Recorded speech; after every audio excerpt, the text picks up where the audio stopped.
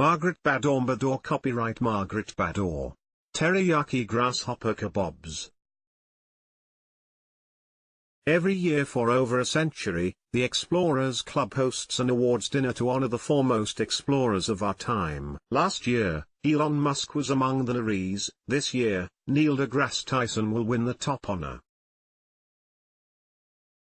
This year, the menu at the awards dinner will also require some adventurousness. The club tapped bug chef David George Gordon to create a menu that will not only be unusual, but also highlight the sustainable and traditional aspects of eating insects.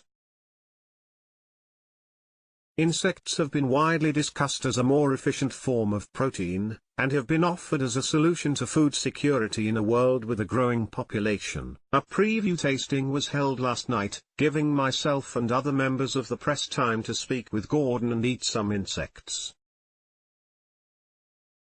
I've tried cookies and protein bars made with cricket flour, but Gordon's dishes deliberately don't disguise the bug. Copyright Margaret Badore. Large crickets in bacon, served with sriracha dipping sauce. My ethics for preparing them is that I want everything to be visually apparent, not just grasshopper gumbo, said Gordon. I wanted to see it, and not bury it in ketchup and sauces. I want you to taste the bug. Gordon also works to create dishes that reflect traditional use. Bugs have been eaten for thousands of years all around the world. In some ways Western cultures are the anomaly for being grossed out by eating insects. For example, chapulines are grasshoppers that are wild harvested and eaten in Oaxaca, Mexico. Gordon served them as part of a chocolate fondue, which makes them pretty hard to pass up. Some of the other bugs were a bit harder to bite into, mentally. I was pretty psyched to try the offerings, but found that once I actually had cockroach canapes and grasshopper kebabs on my plate, overcoming the preconceived idea that bugs aren't food was something of a challenge. But Gordon knows what he's doing, and all of the dishes were in fact tasty. All of the deep-fried tarantulas were snapped up before I had the chance to try one, and for good reason. These delicacies sell for about $15 a piece, and other guests likened the taste to soft-shell crab. Copyright Margaret Badore. Deep-fried tarantulas. The bug chef generally prefers farmed bugs to wild harvested ones because they don't interfere with an existing ecosystem, and the menu even includes organically raised cricket nymphs. Bug farms are quite common in China and Thailand, and are beginning to gain some ground in the US. Because insect farms don't require a lot of space, they also have potential for urban farming. Could actually have a cricket farm down the block, said Gordon. And you could go and get your crickets from the neighborhood cricket farm.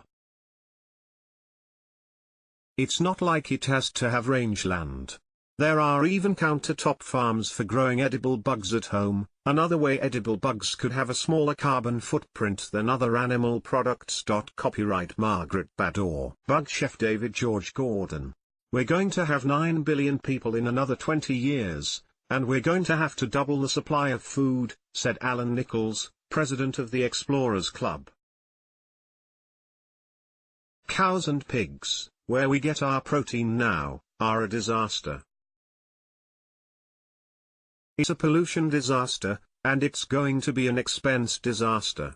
Nichols said the club wants to communicate that eating insects is a solution to these problems. There are 1,900 species of insects that people are already eating all over the world.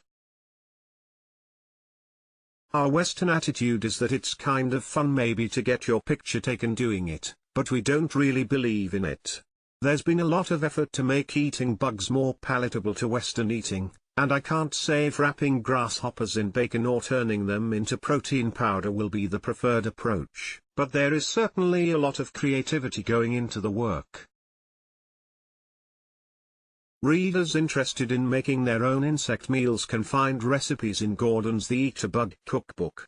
He doesn't recommend eating bugs that haven't been cooked. Edible insects go gourmet for world's largest gathering of explorers. The Explorers Club highlights the sustainable potential of eating bugs with its annual awards dinner menu.